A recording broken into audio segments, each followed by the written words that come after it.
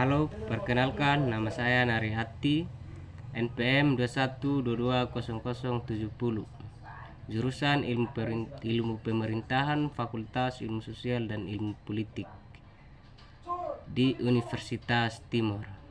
Di sini saya akan mereview kembali buku cetak yang berjudul Memahami Ilmu Politik.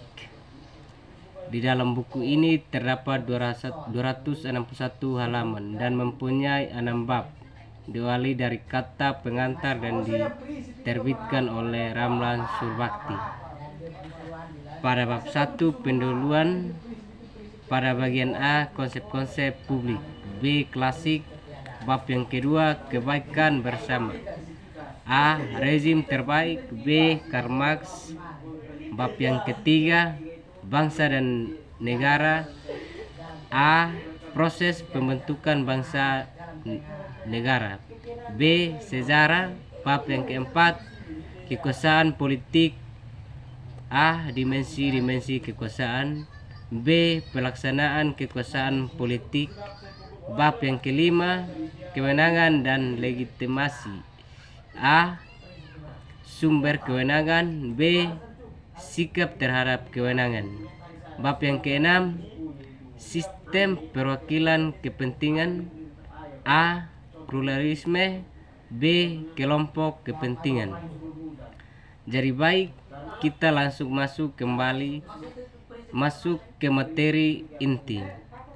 Konsep-konsep politik sejak awal hingga perkembangan yang terakhir ada sekurang-kurangnya 5 pandangan mengenai politik. Pertama, politik ialah usaha-usaha yang ditempuh warga negara untuk membicarakan bersama. Kedua, mewujudkan kebaikan dan bersama. Kedua, politik ialah segala hal yang berkaitan dengan penyelenggaraan negara dan pemerintahan. Ketiga, politik sebagai kegiatan yang diarahkan untuk mencari dan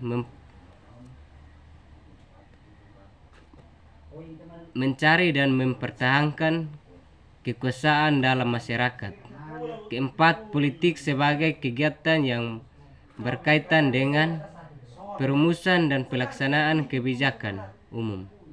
Kelima, politik sebagai konflik dalam rangka mencari dan atau mempertahankan sumber-sumber yang dianggap penting. Sebagaimana dikemukakan Aristoteles, pandangan klasik melihat politik sebagai suatu asosiasi warga negara yang berfungsi membicarakan dan menyelenggarakan hal ihwal yang menyangkut kebaikan bersama seluruh anggota masyarakat. Pandangan ini melihat politik sebagai hal yang berkaitan dengan menyelenggarakan negara. Max Weber merumuskan negara sebagai komunitas manusia yang secara sukses monopoli penggunaan paksa fisik yang sah dalam wilayah tertentu.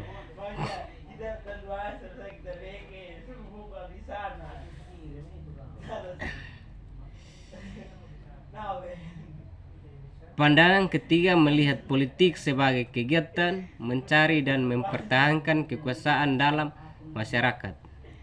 Oleh karena itu, politik dirumuskan sebagai ilmu yang mempelajari hakikat kedudukan dan penggunaan kekuasaan dimanapun kekuasaan ditemukan. Setiap konsep dan teori bermula dari sejumlah tanggapan dasar dan menjadi titik tolak kerangka berpikirnya. Pandangan fungsionalisme dalam ilmu politik berawal dari asumsi bahwa masyarakat dan sistem politik mengundang bagian yang berbeda fungsi. Rezim terbaik ialah keseluruhan tata masyarakat, politik, ekonomi, dan sosial budaya yang dianggap terbaik bagi negara bangsa dalam tata atau orde masyarakat digambarkan watak manusia, apakah mementingkan diri sendiri atau makhluk sosial. Tujuan yang hendak dicapai, bagaimana dicapai tujuan, dan bagaimana hubungan antara pemerintah dan individu, warga masyarakat. Sebenarnya fasisme lebih merumuskan gaya politik daripada ideologi.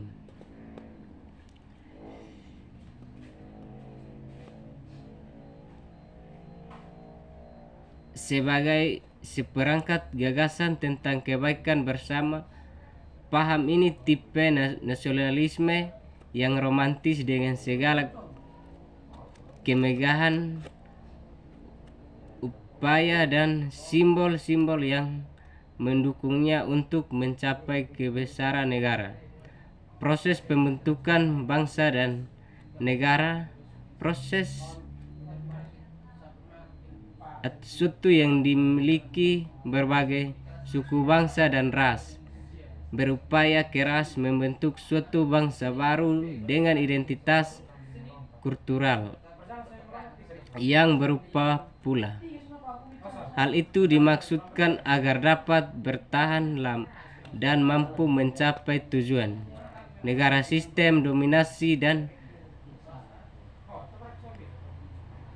konsensus. Apabila kita memandang negara dan di dalam masyarakat, maka akan hubungan sosial yang bersifat dominatif selain kesamaan identitas yang biasanya yang dirumuskan sebagai sistem nilai yang dianut masyarakat. Sejumlah faktor lain juga sangat penting bagi pembentukan suatu bangsa. Negara, kekuasaan dipandang sebagai gejala yang selalu terdapat dalam proses politik, namun di antara ilmuwan politik tidak ada kesepakatan mengenai makna kekuasaan.